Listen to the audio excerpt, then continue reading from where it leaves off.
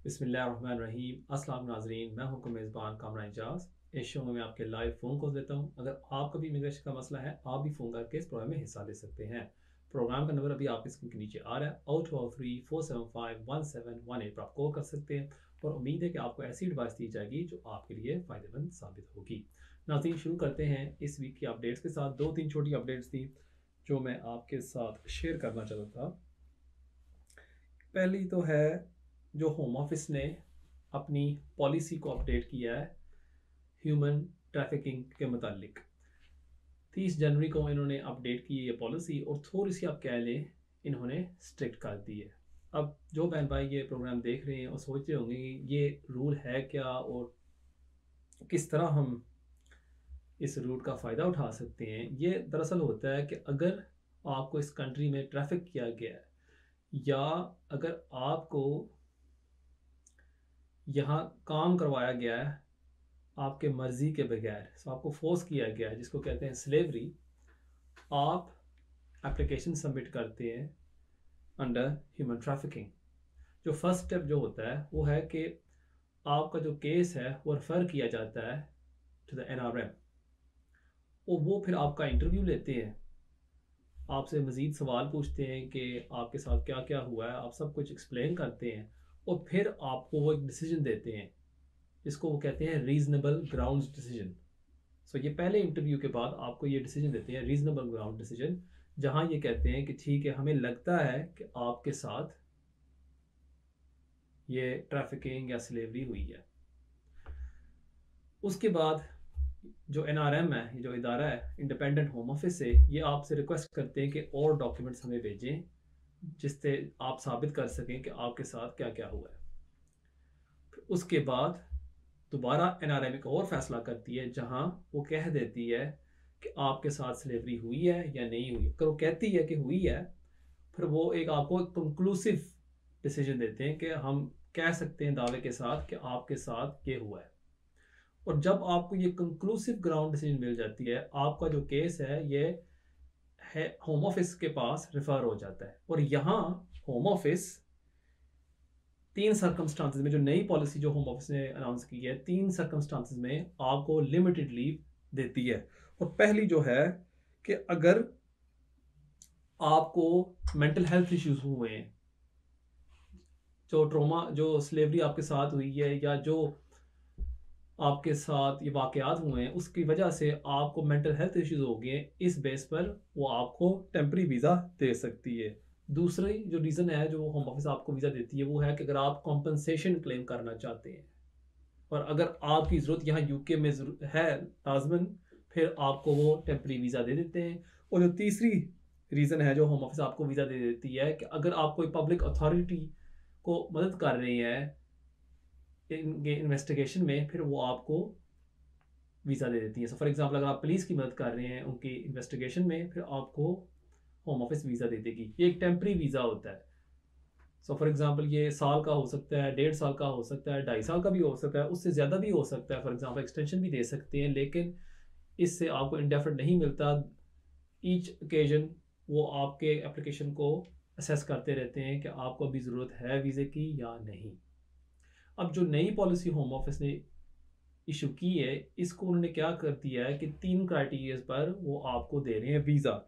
लेकिन थोड़ा सा इन्होंने स्ट्रिक्ट कर दिया है कि पहले क्या होता था कि अगर आपके पास एक रिस्क था कि अगर होम ऑफिस सोचती थी कि आपको दोबारा रीट्रैफिक किया जा सकता है। सो फॉर एग्जांपल अगर आप यहाँ एक यंग एडल्ट हैं या यंग चाइल्ड हैं और होम ऑफिस समझती है कि यार इसके साथ दोबारा हो सकता है क्योंकि ये बंदा मेंटली ठीक नहीं है, so you can be retrafficked, Home Office आपको वीज़ा दे सकती थी। अब इस प्रोविजन को उन्होंने निकाल दिया इस गाइडेंस से।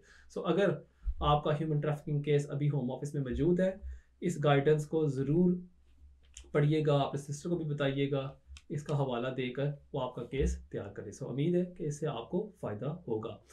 आज इस प्रोग्राम में हम बात करेंगे लॉन्ग रेजिडेंस पर, क्योंकि मैंने अक्सर देखा है कि यहाँ नौजवान माइग्रेंट्स रह रहे हैं, वो आते हैं यहाँ स्टूडेंट वीज़े पर और फॉर एग्ज़ाम्पल उनका वीज़ा एक्सपायर हो जाता है, लेकिन ये जाते हैं अपने सिस्टर के पास, अपने एडवाइज़र के पास, और एडवाइज़र क्या कह देता है कि यार तुम ना फौरी तौर पर विद इन 14 डेज एप्लीकेशन डाल दो, या वीज़ा एक्सपायर होने से पहले एप्लीकेशन डाल दो। ठीक है, आपको 3C मिल जाती है, वो एप्लीकेशन रिफ्यूज़ हो जाता है, और फिर जो आपका एडवाइज़र, सलिसिटर, प्रोफेशनल जो भी आपको गाइड कर रहा होता है, बहुत लोगों को ये एडवाइस मिल रही होती है कि आप एप्लीकेशन डालते जाएं, एप्लीकेशन पर एप्लीकेशन। जैसे एक रिफ्यूज़ल आता है फौरी तौर पर एप्लीकेशन डाल दें, और आपको ये बताया जाता है कि जैसे ही आपके 10 साल पूरे हो जाएंगे आपको इंडेफिनिट मिल जाएगी। मैंने अक्सर लोग देखे हैं इस तरह के, उन्होंने 10 सालों में तकरीबन 7, 8, 9 एप्लीकेशन सबमिट किए हैं, और फिर क्या होता है कि जाते हैं 10 साल यहाँ रह के किसी सलिसिटर के पास या प्रोफेशनल के पास, और उनको बताया जाता है कि ठीक है आपके केस में 50-50 चांस है आपका ये हो जाएगा। लेकिन अगर रूल्स को देखा जाए, आपके केस में कोई मेरिट नहीं होता, क्योंकि आप बहुत अरसे पहले ओवरस्टेयर हो गए हुए, बट कोई बंदा आपको गाइड करने के लिए यहाँ नहीं होता। सो इस पर थोड़ी सी मैं आज रोशनी डालना चाहूँगा। अब पहली बात यह है कि जब आपका वीज़ा एक्सपायर होने वाला है, अगर आप उससे पहले कोई एप्लीकेशन सबमिट कर देते हैं फर्दर लीव के लिए, सो फॉर एग्जांपल मैं यहाँ एक स्टूडेंट हूँ, मेरा वीज़ा एक्सपायर होने वाला है, मैं फ़ीस नहीं अफोर्ड कर सकता, मैं कोई ह्यूमन राइट्स एप्लीकेशन सबमिट कर देता हूँ। अब मेरा जो वीज़ा है 3C के तहत वो चल रहा है, सो मैं काम कर सकता हूँ, मेरे पास सारे हुकूक हैं जो मेरे पास थे अंडर माई स्टूडेंट वीज़ा। ठीक है, अब वो एप्लीकेशन चल रहा है फॉर 6 मंथ्स, 8 मंथ्स, और उसके बाद होम ऑफिस मेरे एप्लीकेशन को डिसाइड करती है और कहती है कि नहीं सॉरी, आपके केस में ग्राउंड्स नहीं बनते, हम ये एप्लीकेशन को रिफ्यूज कर रहे हैं। ओके, अब यहां याद रखें, जब ये एप्लीकेशन आपका रिफ्यूज हो जाता है, आप अब एक ओवरस्टेयर हो गए, you are now officially illegal in this country. यहां अब इमिग्रेशन रूल्स के तहत 39E आपके पास हैं 14 डेज में, जिसमें आप एक एप्लीकेशन सबमिट कर सकते हैं जो इन कंट्री वैलिड होगी। यू आर ओवरस्टेयर, बट आप फिर भी आपके पास एक ग्रेस पीरियड होता है विद इन 14 डेज कि आप एप्लीकेशन सबमिट कर सके। सो फॉर एग्जाम्पल यहां आप कह लें कि आप दोबारा एक एप्लीकेशन सबमिट करते हैं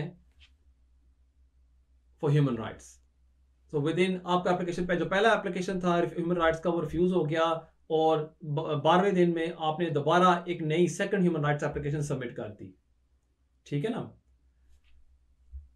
अब यहां आप हैं ओवरस्टेयर, चाहे आपकी एप्लीकेशन गई हुई है वो वैलिड है, आप काम नहीं कर सकते, जो आपके 3C के राइट्स हैं वो अब खत्म हो गए हैं। अब जब ये एप्लीकेशन आपकी रिफ्यूज होती है, आफ्टर दिस आप समझ लें कि आप लॉन्ग रेजिडेंस का फायदा बिल्कुल नहीं उठा सकते, चाहे आप इसके बाद अगेन विद इन 14 डेज दूसरी एप्लीकेशन रिफ्यूज होने के बाद आप दोबारा कोई एप्लीकेशन सबमिट कर दें, और वो पेंडिंग रहती है साल, 2 या 3 साल या 6 माह, आपकी जो लॉन्ग रेजिडेंस है वो खत्म हो गई है। So this is very important, और ये कोर्ट ने जजमेंट भी दी थी इन द केस ऑफ हक, और वहां इन्होंने ये कहा था कि जो पीरियड आप स्पेंड करते हैं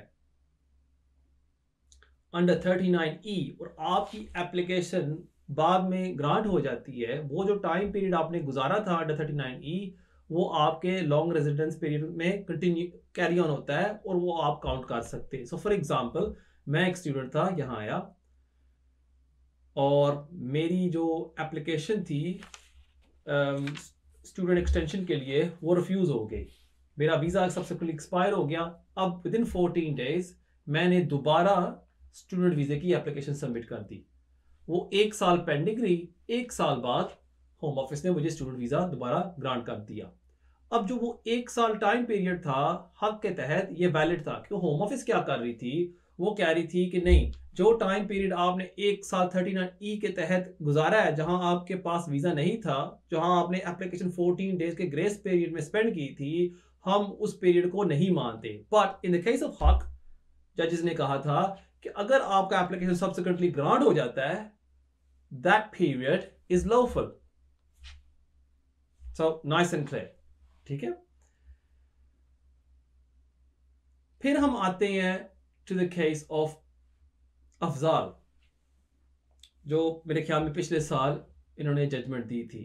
अब यहाँ इन्होंने ये क्या कहा है, कोर्ट्स ने थोड़ा सा इन्होंने चेंज कर दिया कि जो टाइम पीरियड आप 39E पर गुजारते हैं, चाहे आपकी एप्लीकेशन 6 माह 8 माह पेंडिंग रहती है, बाद में आपने वो टाइम पूरा करना है। सो फॉर एग्जांपल मैंने एप्लीकेशन सबमिट की स्टूडेंट की, वो रिफ्यूज हो, वीज़ा एक्सपायर होने से पहले वो रिफ्यूज होगी, मेरा वीज़ा एक्सपायर हो गया, अब मेरे पास 14 डेज हैं, 14 डेज के अंदर मैं एप्लीकेशन सबमिट कर देता हूँ फॉर एग्जांपल स्टार्टअप वीज़ा की, जस्ट फॉर आर्ग्यूमेंट्स सेक। वो एप्लीकेशन पेंडिंग रहती है फॉर 9 मंथ्स, 9 मंथ्स बाद मुझे वो स्टार्टअप वीज़ा दे देते हैं। अब मेरे 10 साल लॉन्ग रेजिडेंस पर पूरे हो जाते हैं, मैं अप्लाई नहीं कर सकता क्योंकि जो 9 मंथ्स मैंने यहाँ गुजारे थे वो मैंने पूरे करने। So after 10 years 9 months I can apply under long residence. So that 9 month period I got to complete. So ये जो अभी जजमेंट इन्होंने दी है। अब जो केस ऑफ हक में इन्होंने एक और भी अच्छी सी मिसाल दी थी कि फॉर एग्जांपल मैं यहाँ आया स्टूडेंट वीज़े पर और मेरी एक्सटेंशन चलती रही। सो मुझे पहली मिली, दूसरी मिली, तीसरी मिली, और जब मैंने चौथी के लिए अप्लाई किया मेरी एप्लीकेशन रिफ्यूज़ हो गई, और उसके बाद विद इन 14 डेज में मैंने कोई भी एप्लीकेशन सबमिट की थी ह्यूमन राइट्स की। अब यहाँ मुझे हो गए हैं 8 साल रहते हुए यूके में, 8 साल हो गए, बट एप्लीकेशन रिफ्यूज़ हो गई है। 14 डेज के अंदर मैंने एप्लीकेशन अपनी सबमिट कर दी, वो पेंडिंग रहती है 2 साल। हो सकता है आजकल पता है ना, होम ऑफिस में काफ़ी डिलेज है। अब मेरे 10 साल यहाँ रहते पूरे हो गए हैं और मैं अप्लाई करता हूँ ILR के लिए। No, I can not benefit from the 39E और मैं ILR नहीं ले सकता। पहले आप ले सकते थे, लेकिन हक के तहत जो उन्होंने जजमेंट दी कोर्ट्स ने, आप 39E पर अपना जो 2 year रेजिडेंस बाकी जो रहता था, आई can not complete it and get my ILR।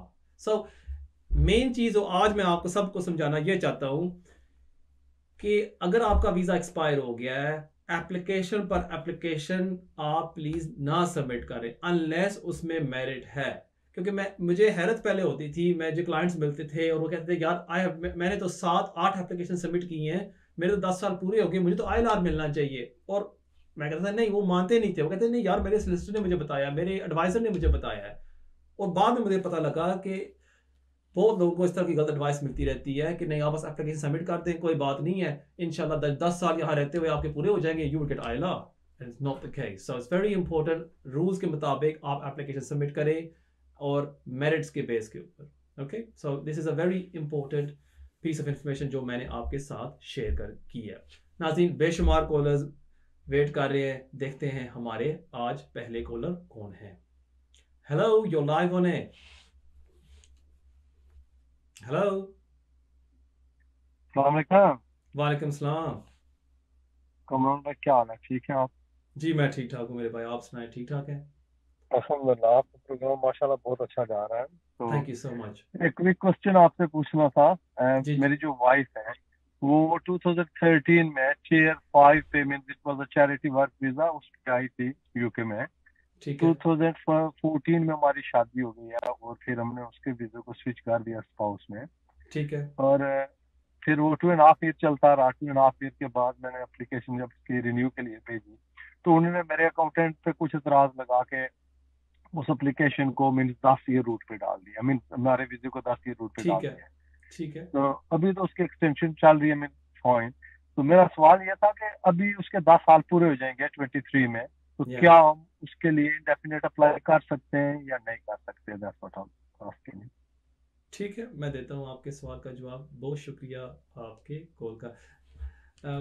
देख लें, कोइंसिडेंस कह लें या हैरत की बात है, हम आज लॉन्ग रेजिडेंस पर बात कर रहे हैं और जो हमारा पहला सवाल है वो यही मौजू पर है, लॉन्ग रेजिडेंस पर। यस, अगर आपकी वाइफ ने यहाँ 10 years लॉ फ्री गुजारे हैं, फॉर एग्जाम्पल 2013 टिल 2023, और उनके वीज़े में कोई ब्रेक नहीं हुआ, फिर वो अप्लाई कर सकती है under long residence rules. But please as always, जब आप लॉन्ग रेजिडेंस की एप्लीकेशन सबमिट करें ना, मैं हमेशा हमेशा रिक्वेस्ट करता हूँ कि एक दफ़ा कम से कम solicitor के पास जाके अपने पेपर सब दिखा दें।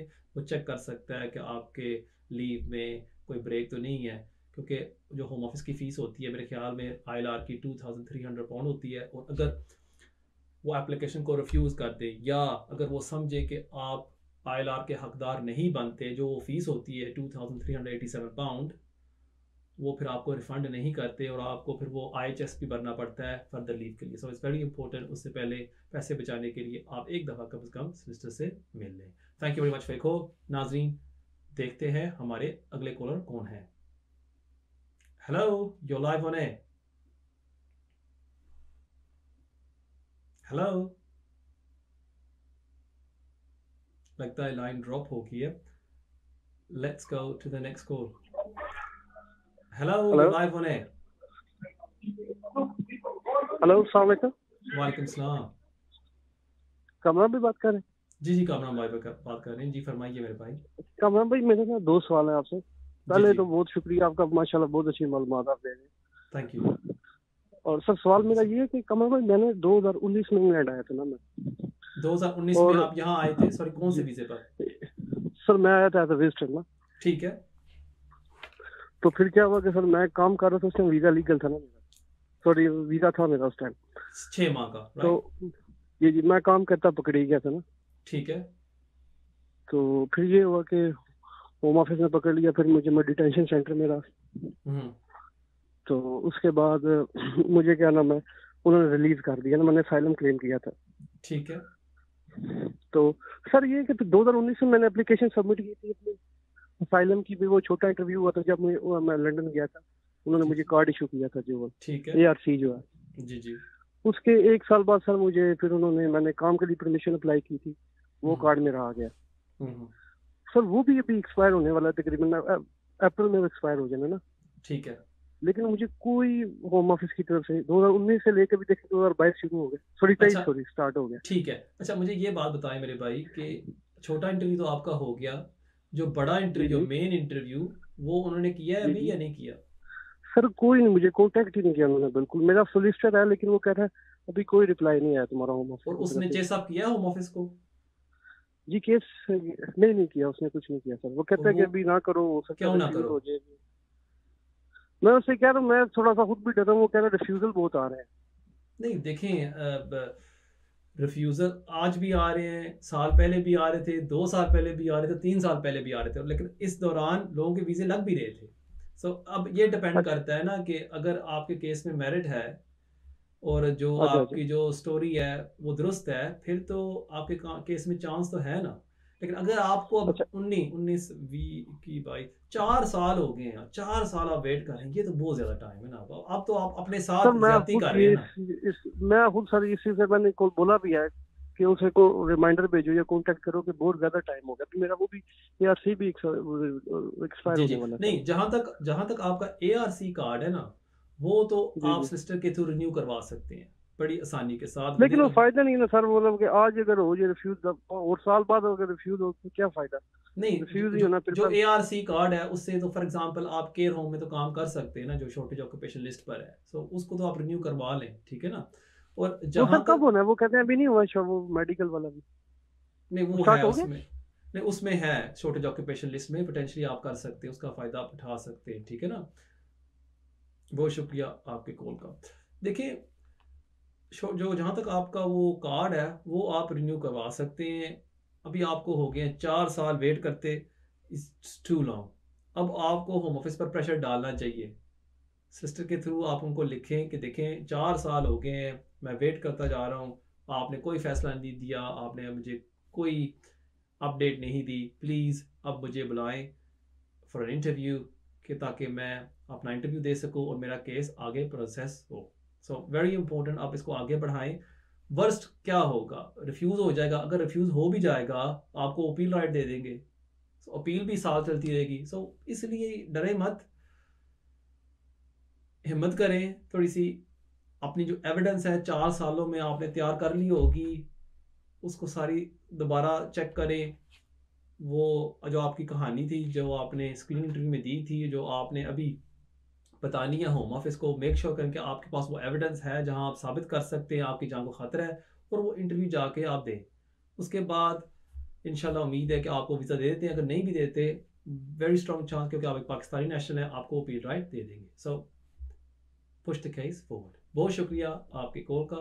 नाजरीन देखते हैं हमारे अगले कॉलर कौन है। Hello, you live on air. 100% tapas لك. Hello, you ولو live on يجوز air. لك يوصلوا ليلة تيواركو. خيار ذاك وليه؟ ليه بس كويس يا بدي تقولوا لي واحد يسأل. Hello hello, लगता है कि आपस में बात कर रहे हैं। Let's leave them, let's go to the next call please. Hello, you live on air. Hello अस्सलाम वालेकुम भाई। वालेकुम सलाम। भाई मेरे आपसे 2 सवाल थे।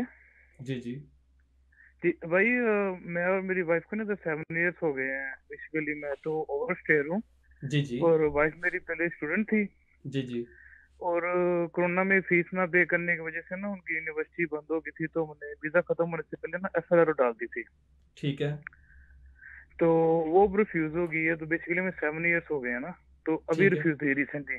ओके। तो अगर हम एक नई एप्लीकेशन डालते हैं तो क्या हमारा 10 ईयर रूट बनता है उस पर? आपने ये मेरा शो देखा स्टार्ट से आज? नहीं भाईजान।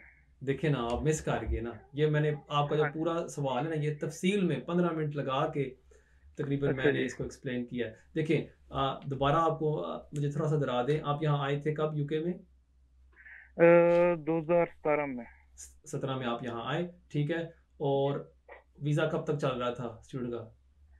वीजा चला मई 20 2020 तक, तक। ठीक है, 3 साल। उसके बाद वीज़ा एक्सपायर होने से पहले आपने FLRO एप्लीकेशन सबमिट कर दी, करेक्ट?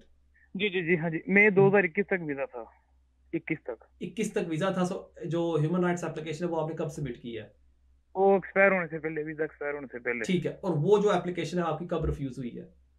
ये लास्ट वीक में हुई है। कब हुई है, सॉरी? लास्ट वीक में, ये ला हफ्ते पहले। ठीक है। अब ठीक है, और उसके बाद आपने क्या किया?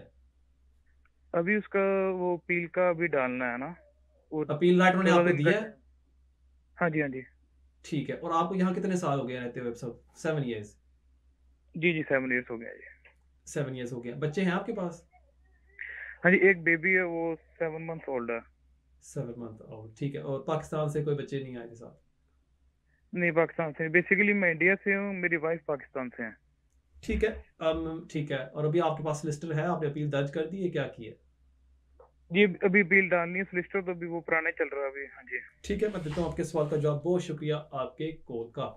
देखिए, जहाँ तक बात थी कि अगर आप इंडेफिनिट या लॉन्ग रेजिडेंस का फ़ायदा उठा सकते हैं, वो तो आप नहीं उठा सकते, क्योंकि अभी तो आपके 10 साल यहाँ पूरे नहीं हुए, ना हो सकते हैं। जहाँ तक आपका दूसरा सवाल है कि अगर अपील में अगर कोई मेरिट बनती है, पोटेंशली इसमें थोड़ी सी मेरिट हो सकती है, लेकिन अब डिपेंड करता है कि आपका जो केस है उस वो किस बेस पर तैयार किया जाता है, किस बेस पर वो अपील लड़ी जाती है, किस बेस पर आपका ह्यूमन राइट्स एप्लीकेशन सबमिट किया गया था। वो तो आपका सोलिसिटर ही आपको बेहतर एडवाइस कर सकता है, क्योंकि आपका जो बच्चा है उसको यहाँ 7 साल नहीं हुए रहते हुए 7 ईयर रूल का जो आप फ़ायदा नहीं उठा सकते अनफॉर्चुनेटली। फॉर एग्जांपल, अगर आपके साथ एक बच्चा साथ आया होता और उसको यहाँ भी हो गए होते 7 साल, फिर तो आप एप्लीकेशन सबमिट कर सकते थे। मैं आपको ये मशवरा दूंगा कि फ्रेश एप्लीकेशन अभी ना सबमिट करें, ये अपील को परस्यू करें और इंशाल्लाह देखें क्या बात बनती है आपकी। I wish you all the best. Thank you for calling. नाजरीन देखते हैं हमारे अगले कॉलर कौन है। हेलो, यू लाइव ऑन है। हाँ जी भाजी, सत श्री अकाल जी। सत श्री अकाल, की हाल चाल है? बहुत ਵਧੀਆ ਜੀ, ਕਿੱਦਾਂ ਤੁਸੀਂ ਠੀਕ ਹੋ? ਹਾਂਜੀ ਵਧੀਆ ਮੇਰਾ ਭਰਾ ਜੀ। ਹਾਂਜੀ, ਤੁਹਾਡਾ ਪ੍ਰੋਗਰਾਮ ਬਹੁਤ ਵਧੀਆ ਚੱਲਦਾ ਪਿਆ ਜੀ। ਤੁਹਾਨੂੰ ਕੀ ਅੱਛਾ ਲੱਗਦਾ ਹੈ ਇਸ ਪ੍ਰੋਗਰਾਮ ਦੇ ਵਿੱਚ, ਮੈਨੂੰ ਦੱਸੋ। ਹਾਂਜੀ ਹਾਂਜੀ, ਮੈਂ ਕਿਹਾ ਤੁਹਾਡੀ ਤੁਹਾਨੂੰ ਇਸ ਜਿਹੜੀ ਪ੍ਰੋਗਰਾਮ ਵਿੱਚ ਕੀ ਇਨਫੋਰਮੇਸ਼ਨ ਅੱਛਾ ਤੁਸੀਂ ਲੱਗਦਾ? ਦਿੰਦੇ ਹੋ ਬਹੁਤ ਕੰਮ ਦੀ ਹੁੰਦੀ ਹੈ ਜੀ। ਕਈ ਵਾਰ ਆਪਣੇ ਆ ਜਾਂਦੀ, ਕਈ ਵਾਰ ਯਾਰਾਂ ਦੋਸਤਾਂ ਦੇ ਆ ਜਾਂਦੀ ਹੈ। ਅੱਛਾ, ਇਹਦਾ ਮਤਲਬ ਕਿ ਤੁਸੀਂ ਵੀ ਥੋੜੀ ਜਿਹੀ ਵਕਾਲਤ ਸ਼ੁਰੂ ਕਰ ਲਿੱਤੀ ਹੈ ਜਦੋਂ ਨਾ ਜੀ ਨਾ ਨਾ ਨਾ ਨਾ ਨਾ ਨਾ ਜੀ, ਅਸੀਂ ਤੁਹਾਨੂੰ ਫੋਲੋ ਕਰਦੇ ਆ। ਅਸੀਂ ਮੈਂ ਮਜ਼ਾਕ ਕਰ ਰਿਹਾ, ਥੋੜਾ ਜਿਹਾ ਛੇੜਿਆ ਤੁਹਾਨੂੰ। ਹਾਂਜੀ ਹਾਂ, ਨਹੀਂ ਮੈਂ ਵੀ ਮਜ਼ਾਕ ਹੀ ਕਰਦਾ ਮੈਂ ਤੁਹਾਡੇ। ਜੀ ਬਿਲਕੁਲ। ਹੋਰ ਸੁਣਾਓ, ਕਿੱਦਾਂ ਠੀਕ ਹੋ? ਜੀ ਵਧੀਆ ਮੇਰਾ ਭਰਾ ਜੀ, ਦੱਸੋ ਆਪਣਾ ਸਵਾਲ। ਮੇਰੇ ਨਾ 2-3 ਕੁਐਸਚਨ ਸੀ। ਮੇਰੇ ਬੱਚੇ ਹੈਗੇ ਨੇ ਬ੍ਰਿਟਿਸ਼ ਜੀ ਪਾਸਪੋਰਟ ਹੈਗਾ ਦੋਨਾਂ ਕੋਲ, ਠੀਕ ਹੈ। ਤੇ ਅਸੀਂ ਮੀਆਂ ਬੀਬੀ ਕੋਲ, ਸਾਡੇ ਕੋਲ ਹੈਗਾ ਇੰਡੀਅਨ ਪਾਸਪੋਰਟ। ਜ਼ਬਰਦਸਤ। ਤੇ ਹਾਂਜੀ 2.5 ਸਾਲ ਦੇ 2 ਵੀਜ਼ੇ ਮਿਲ ਗਏ ਆਪਾਂ ਨੂੰ। ਠੀਕ ਹੈ। ਤੇ ਹੁਣ ਮੈਨੂੰ ਪਤਾ ਲੱਗਾ ਸੀਗਾ, ਕਹਿੰਦੇ ਕਿ 5 ਸਾਲ ਦਾ ਤੁਸੀਂ ਕਰ ਸਕਦੇ ਹੋ ਅਪਲਾਈ ਇੱਕੋ ਵਾਰੀ ਫੀਸ ਪੇ ਕਰਕੇ। ਸਹੀ ਹੈ ਜੀ? ਠੀਕ ਹੈ। ਐਂਡ ਹੋਰ ਕੋਈ ਸਵਾਲ ਤੁਹਾਡਾ? ਨਹੀਂ ਮੀਨ ਆ ਸਹੀ ਗੱਲ ਹੈ ਕਿ ਅਸੀਂ 5 ਸਾਲ ਦਾ ਅਪਲਾਈ ਕਰ ਸਕਦੇ ਹਾਂ ਜੀ ਏਦਾਂ? ਸਿੱਧਾ 5 ਸਾਲ ਦਾ ਨਹੀਂ, ਤੁਸੀਂ ਨਹੀਂ ਕਰ ਸਕਦੇ, ਨਹੀਂ। ਹਾਂ, ਅੱਛਾ 2.5 ਸਾਲ ਦਾ ਹੀ ਕਰਨਾ ਜੀ ਜੀ, ਪੈਣਾ ਹੈ ਨਾ ਜੀ, 2.5 ਅੱਗੇ ਸਾਲ ਵੀ ਬਿਲਕੁਲ। ਠੀਕ ਹੈ ਜੀ, ਸਹੀ ਆ।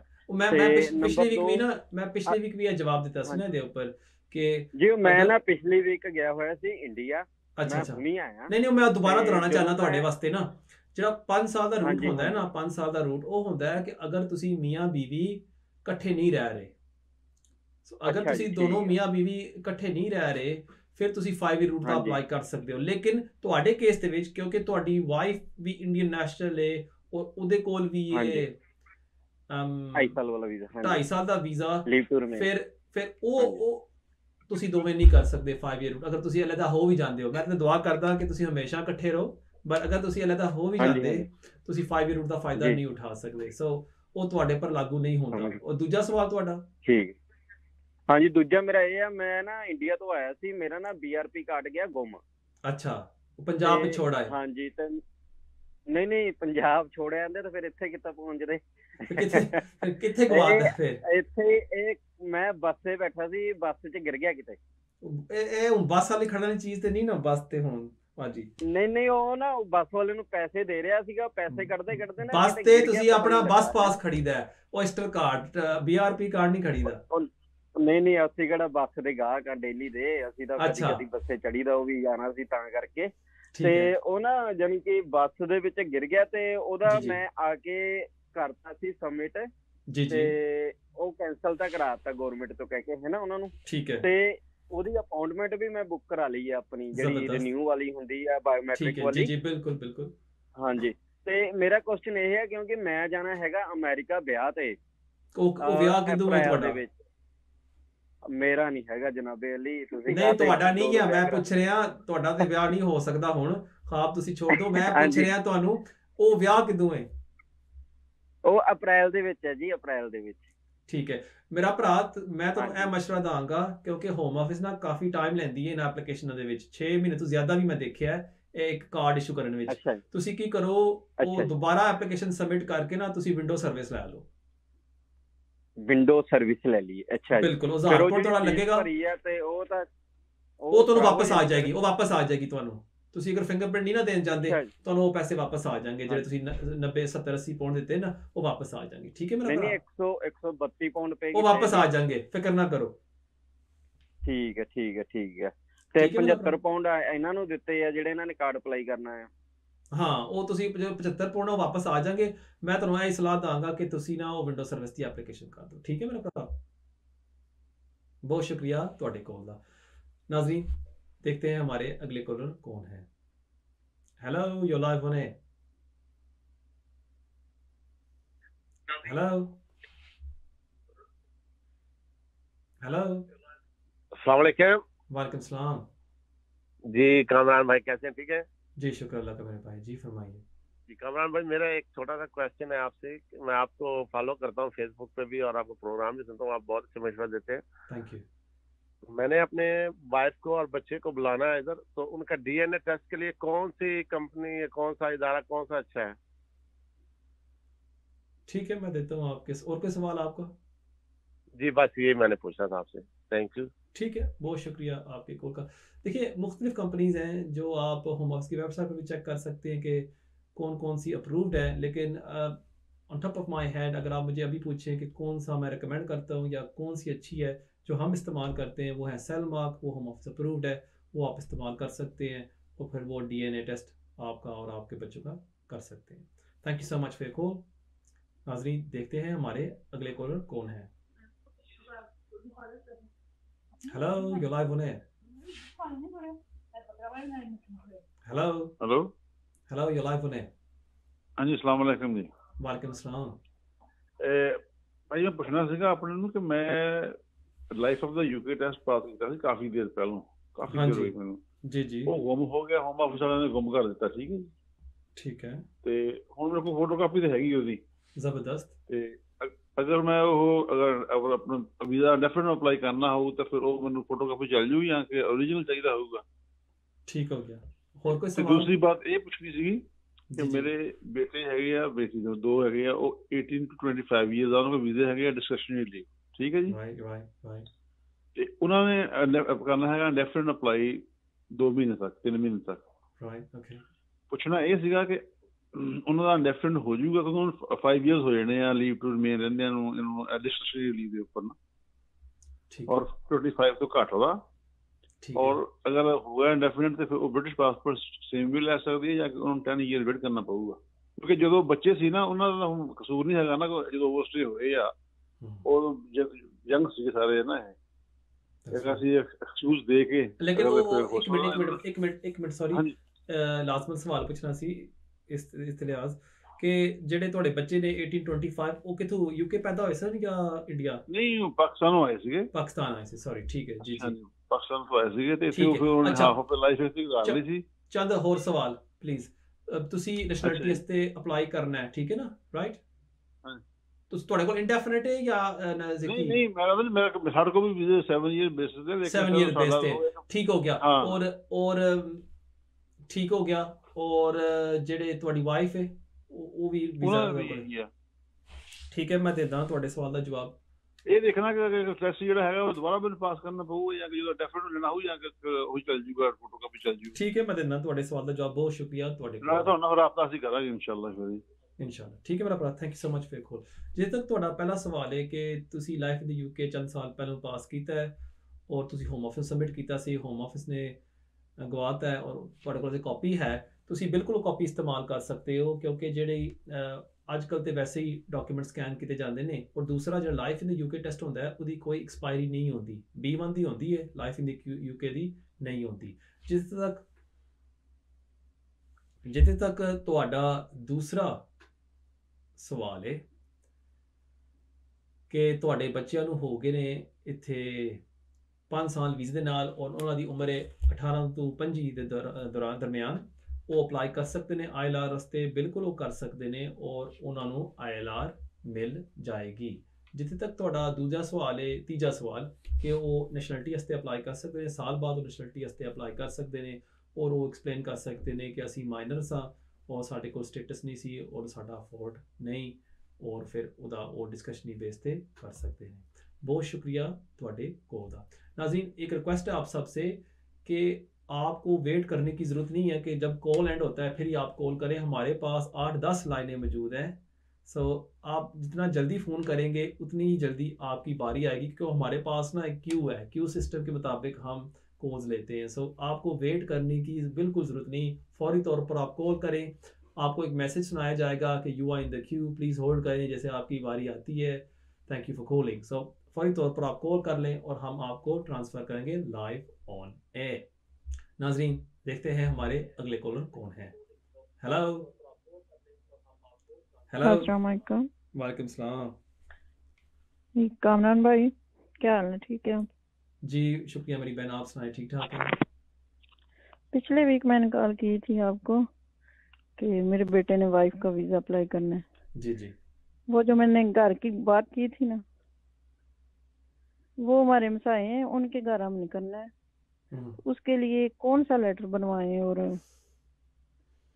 ठीक है, हमने वो जो मैंने आपको जवाब दिया था उसके बाद आप सोलिसिटर के पास गई या नहीं गई? नहीं, अभी नहीं गए। वो आप रहती कहाँ है? रहते हैं इधर मैनचेस्टर। ठीक है, मैं देता हूँ आपके सवाल का जवाब। बहुत शुक्रिया आपके कॉल का। देखिए, बेहतर ये होगा कि अगर आप एक दफ़ा कम से कम सोलिसिटर के पास चले जाएं और वो फिर आपको बता सकता है कि उस लेटर में क्या क्या होना चाहिए। जनरल रूल ऑफ थंब मैं आपको एडवाइस ये करूँगा कि अगर आप एक प्रॉपर्टी एजेंट के पास चले जाएं या लेटिंग एजेंट के पास और वो फिर रिपोर्ट तैयार कर सकता है घर के लिए और वो फिर आप सबमिट कर सकती हैं होम ऑफिस को। पर अगेन जब आप यहाँ सवाल पूछे, सब बहन भाइयों को मैं रिक्वेस्ट करता हूँ कि यहाँ से इंफॉर्मेशन लेके कम से कम कोशिश किया करें कि एक दफ़ा एक सोलिसिटर के पास जाके एडवाइस ज़रूर ले लिया करें, क्योंकि अगर आप यहाँ मेरे ऊपर रिलाई करते हैं और मैंने आपका केस नहीं देखा, मैंने आपके डॉक्यूमेंट्स नहीं पढ़े, फिर यहाँ फिर हो सकता है कि अगर आप मेरी बातों पर 100% अमल करें, कि इसमें थोड़ी सी कोताही भी हो सकती है मेरी तरफ से, आपकी तरफ से, मेरे सुनने में। सो प्लीज़ मैं आप सबसे रिक्वेस्ट करता हूँ कम से कम एक दफ़ा ज़रूर सोलिसिटर के पास जाएं। Thank you very much for your call. नाजरीन, देखते हैं हमारे अगले कॉलर कौन है। हेलो। वालेकुम सलाम। कामरान भाई क्या हाल चाल है? ठीक? मैं ठीक ठाक, तुसी सुनाओ, ठीक ठाक हो? अल्हम्दुलिल्लाह। अच्छा कामरान भाई, वन ऑफ माय कजन यहाँ पर आया था स्टूडेंट वीजा पे, तो 2011 में, बाद में ओवरस्टे हो गया था, तो उसके बाद वो फ्रांस चला गया था यहाँ से विदाउट वीजा। तो अपनी वाइफ, उसकी वाइफ जो है वो ब्रिटिश नेशनल है, तो अभी वहाँ पर वो खुश है, यानी कि सेटल है, काम शाम कर रहे हैं। तो वो एक्चुअली यहाँ पर विजिट वीजे पे आना चाह रहा है, क्या ऐसी पॉसिबिलिटी है? उसके लिए कोई ऑप्शन है या वो अभी वेट ही करे सिटीजनशिप के लिए? क्योंकि उधर काफी लंबा प्रोसीजर है उसका फ्रेंच पासपोर्ट के लिए। आप उसको कब फ्रेंच पासपोर्ट मिल रहा है अंदाजन? 2 साल में, 3 साल? हाँ जी, 3 साल में मिली। ठीक है। अब देखें, वो विजिट वीजे के लिए तो वो अप्लाई कर सकता है, ठीक है, लेकिन उसको डिक्लेयर करना होगा कि मेरी वाइफ यहाँ रहती हैं, मैं शादीशुदा हूँ। ये भी डिक्लेयर करना होगा कि मैं यहाँ ओवरस्टेड था। अब चांसेस वीज़ा मिलने में बहुत कम है, क्योंकि पहला तो कि उसकी इमिग्रेशन हिस्ट्री इतनी अच्छी नहीं है, दूसरा इसकी वाइफ यहाँ है, वो समझो होम ऑफिस ये कहेगी कि नहीं आप यहाँ आएंगे वापस नहीं जाएंगे। सो मेरा आपसे ये सवाल है कि वो एंट्री क्लियरेंस क्यों नहीं अप्लाई करता एज अ स्पाउस, शादी बेस के ऊपर क्यों नहीं यहाँ आ जाता? उसकी वाइफ उसी के साथ है वहाँ पर फ्रांस में। Okay, working together. ठीक हो गया। जी जी हाँ जी, ठीक है। और वो वहाँ काम कर रही थी? हाँ जी, अभी भी काम कर रही है। वो उधर खुश है, लेकिन वो कुछ फैमिली कुछ होता है इवेंट, तो वो उसको आना, मतलब वो नहीं आ सकता, वो तो आती है इधर। ठीक है, तो ये ठीक है, मैं देता हूँ आपके सवाल का जवाब। बहुत शुक्रिया आपके कॉल का। अगर ये सूरत हाल है, और जारी बात है उसकी वाइफ के पास भी होगा फ्रेंच रेजिडेंस कार्ड, फिर वो ज़रूर अप्लाई करें विजिट वीज़े के लिए, और सब कुछ एक्सप्लेन करें कि जी मेरी इमिग्रेशन हिस्ट्री ये है, मैं यहाँ ओवरस्टेड था इतने सालों के लिए, लेकिन मैं अब यहाँ सेटल हो गया हूँ फ्रांस में, मेरी बिज़नेस है या मेरी जॉब है, मेरी वाइफ आती जाती हैं, अब एक दफ़ा मैं उसके साथ ट्रैवल करना चाहता हूँ टू द UK, हम विजिट करना चाहते हैं फैमिली मेम्बर्स को, और मैं वापस चला जाऊँगा टू फ्रांस। सो पॉसिबिलिटी है कि उसको वो विजिट वीज़ा ग्रांट कर दे। वो कहते हैं ना कि इंग्लिश में कि if you don't try you never know, आप ट्राई नहीं करते आपको कभी पता नहीं होगा कि क्या चांसेस है। सो एक दफ़ा कर दें एप्लीकेशन, कोई हर्ज नहीं है। बहुत शुक्रिया आपके कॉल का। नाजरीन, देखते हैं हमारे अगले कॉलर कौन है। बहुत शुक्रिया आपके कॉल का। हेलो, हेलो जी, कमरान जी। जी जी, की हाल चाल है? ठीक है जी, सत श्री अकाल जी, किदां हाल जी? ਵਧੀਆ ਵਧੀਆ ਵਧੀਆ। ਅੱਜ ਪਹਿਲੀ ਵਾਰੀ ਤੁਹਾਡੇ ਨਾਲ ਗੱਲ ਕਰਨ ਲੱਗੇ ਆ, ਉਹਦਾ ਸਾਲ ਕ ਪਹਿਲਾਂ ਦੇਖਿਆ ਸੀ ਇਹ ਤੇ ਫਿਰ ਮੁਬਾਰਕ ਦਿਨ ਹੈ ਮੇਰੇ ਵਾਸਤੇ ਕਿ ਅਗਰ ਤੁਸੀਂ ਕਾਲ ਕੀਤਾ ਹੈ ਔਰ ਅੱਜ ਸਾਡੀ ਗੱਲ ਹੋਈ। ਹੋਰ ਕਿਦਾਂ ਤੁਸੀਂ ਠੀਕ ਹੈ?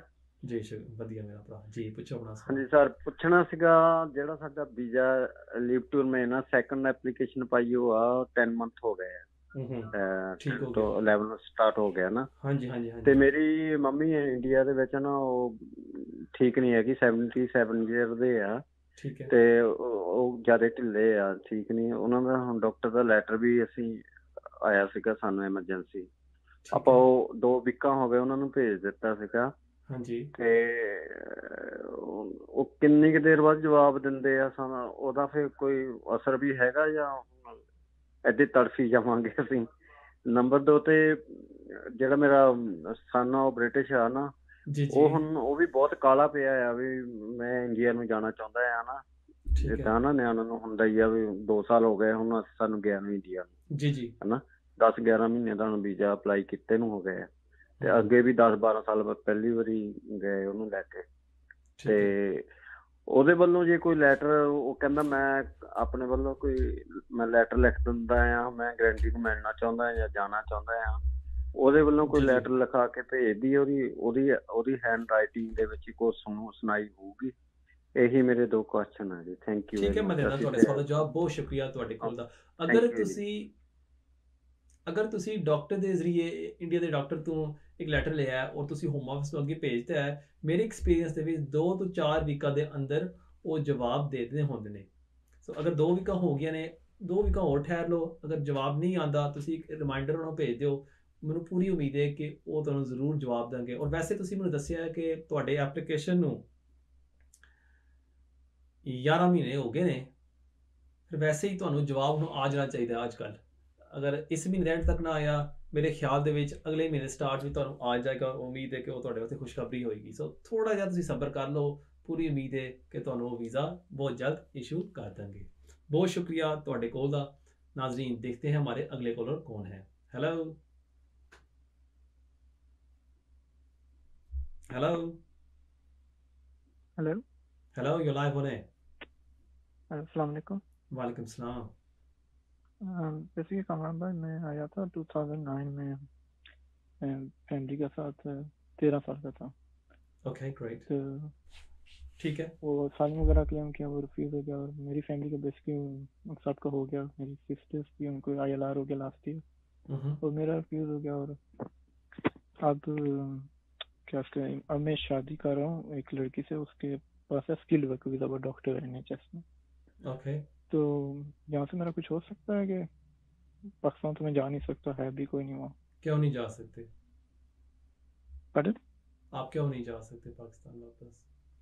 पाकिस्तान बेसिकली कोई है नहीं, और मैं यहाँ से, और ना फाइनेंशियली हमारी ऐसी पोजीशन है कि मैं वापस जा सकता हूँ। ठीक है। और अगर मैं आपको कहूँ कि अगर आप फर्स्ट के अच्छे सिस्टर के पास जाएं और गारंटी देता हूँ कि अगर आप वापस जाएंगे आपको विद इन 3 मंथ्स में वीज़ा मिल जाएगा, आप फिर जाएंगे वापस या नहीं जाएंगे? अगर मैं आपको लाइव ऑन एयर ये कह रहा हूँ अभी, देखिए अगर मैं आपको कहूँ कि अगर गारंटी में होती है कि आप वापस जाएंगे आपको वीज़ा मिल जाएगा, आप जाएंगे या नहीं जाएंगे? गारंटी मैंने देखे ना लाइव ऑन एयर आपको सोच में डाल दिया। अब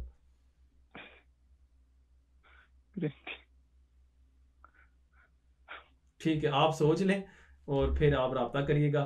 मैं देता हूँ आपके सवाल का जवाब। बहुत शुक्रिया आपके कॉल का। देख लें जी, हालात भी अब ठीक हो गए हैं 2 मिनट में। गाइस, इन्होंने जो सवाल पूछा है कि ये यहाँ आए थे 13 साल की उम्र में 2009 में, इनकी फैमिली को असाइलम ग्रांट हो गया, इनका रिफ्यूज़ हो गया अनफॉर्चुनेटली। अब इन्होंने शादी करनी है या शादी कर ली है एक डॉक्टर के साथ। अब ये पूछ रहे हैं कि यहाँ से अप्लाई कर सकते हैं, इनके चांसेस कितने होंगे फॉर सक्सेसफुल एप्लीकेशन।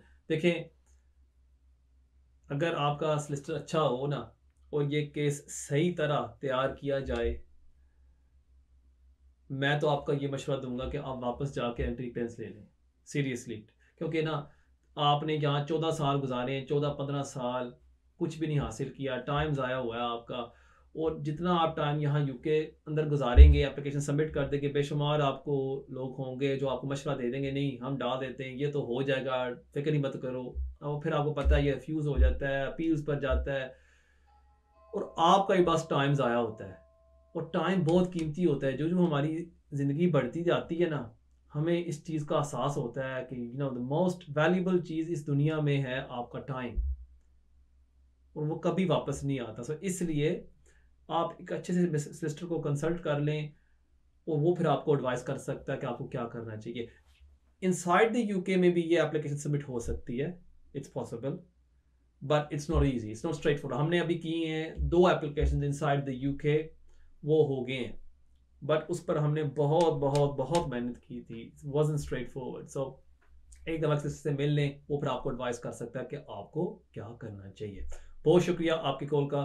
नाज़रीन, देखते हैं हमारे अगले कॉलर कौन है। Hello hello hello, you live होने। अस्सलाम वालेकुम कामरान भाई। वालेकुम सलाम, क्या हाल है मेरे भाई? ठीक ठाक है? अल्लाह के साहब, कैसे हो? ठीक हो? जी शुक्र अल्लाह का। अच्छा, थैंक यू आपका टाइम का। अच्छा कामरान भाई, 2017 में मुझे FLRFP मिला था बच्चे के बेस पे। ठीक है। 10 साल के रूट पे।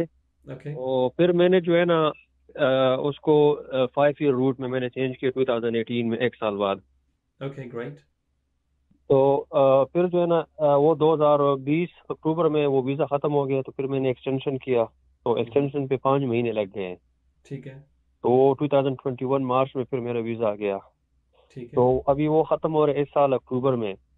लेकिन जो 5 महीने मेरे लगे थे, जो टाइम में मैंने वेट किया था एप्लीकेशन के लिए, डिसीजन के लिए, तो वो 5 महीने, वो 5 साल में काउंट होंगे या मैं अक्टूबर तक वेट करूंगा इंडेफिनिट के लिए? ठीक है, मैं देता हूँ आपके सवाल का जवाब। बहुत शुक्रिया आपके कॉल का। ये जो कमर 5 भाई आवाज नहीं आ रहा। ठीक है, मैं देता हूँ आपके सवाल का जवाब। बहुत शुक्रिया आपके कॉल का। ये जो 5 माह आपने गुजारे थे ये 3C में काउंट होते हैं। इसमें आपका वीज़ा चल रहा था, आपका टाइम पीरियड चल रहा था। सो अगर आपने 5 ईयर्स इस रूट पर आप मुकम्मल कर लिए हैं एंड ऑफ दिस ईयर या एंड वो स्टार्ट ऑफ नेक्स्ट ईयर, फिर आप अप्लाई कर सकते हैं under the 5 year route for indefinite leave to remain. बहुत शुक्रिया आपके कॉल का। नाजरीन, ये था हमारा आखिरी कॉल आज के प्रोग्राम के लिए। उम्मीद है कि आपको आज का प्रोग्राम पसंद आया होगा। हमेशा की तरह मैं आप सबसे रिक्वेस्ट करता हूँ कि प्लीज़ इस प्रोग्राम को लाइक करें, शेयर करें, ताकि हम ज़्यादा से ज़्यादा लोगों को फ़ायदा पहुँचा सकें। अगर आप मुझे मिलना चाहते हैं, आप मेरे ऑफिस में आ सकते हैं मुझे मिलने के लिए। 139 क्रैम्बुक road, Ilford, Essex, IG1 4PU। अगर आप अपॉइंटमेंट बुक करना चाहते हैं मुझे मिलने के लिए, फ़ोन पर आप कर सकते हैं 0207 183 8888 या आप ऑनलाइन भी जा सकते हैं www.cameronandcosolicitors.com। Thank you for watching. हमारी मुलाकात होगी अगले हफ्ते इसी टाइम 6 से लेकर 7 बजे, सिर्फ और सिर्फ यूट्यूब और फेसबुक पर। अस्सलाम वालेकुम।